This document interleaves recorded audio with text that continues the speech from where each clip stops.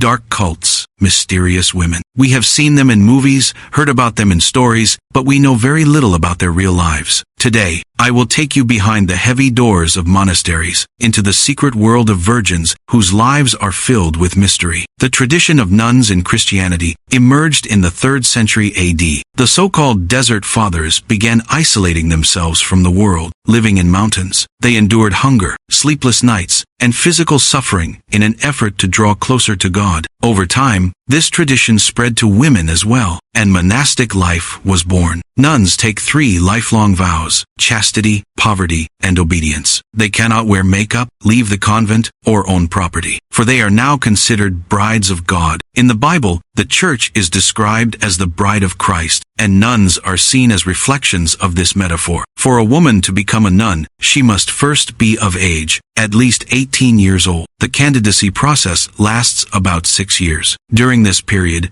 she is expected to show patience, humility, and to abandon her individuality for the sake of the community. If successful, with the approval of the Mother Superior, she takes the triple vow and dedicates her entire life to God. Daily life is shaped entirely by strict rules. Prayer begins at the first light of dawn and continues with communal worship throughout the day. Meals are eaten in silence, and complaints are forbidden. Since gluttony is considered a sin, most nuns avoid meat and dairy products. In some convents, they live entirely vegetarian or even vegan. All work in the monastery is done by the nuns themselves. Farming, cleaning, carpentry, cooking, everyone has a role. Outside of worship, there are times called recreation, when nuns share thoughts and feelings with each other. But even then, respect and courtesy are essential. No one may raise their voice or gossip about others. Nuns often shave their heads. The reason is partly hygiene, but also to detach from individuality. The aim is to abandon personal identity and merge into the community. At night, strict silence descends upon the convent. The nuns return to their cells, pray privately, and then rest for only a few short hours. In the Middle Ages, leaving the convent was nearly impossible. Runaway nuns would be forcibly brought back, even excommunicated. Today, however, a nun who wishes to leave can apply to the Pope. Still, the decision is seen as a grave sin. Most of the nuns we see in everyday life are actually sisters. Unlike cloistered nuns, sisters do not permanently withdraw into monasteries. They work in hospitals, schools, and charitable institutions, dedicating their lives to service. The world of nuns is built on cutting ties with the earthly life, disciplining the self, and complete devotion to God. But here is the question for you. When a person isolates themselves entirely from society, is that true freedom or a voluntary captivity?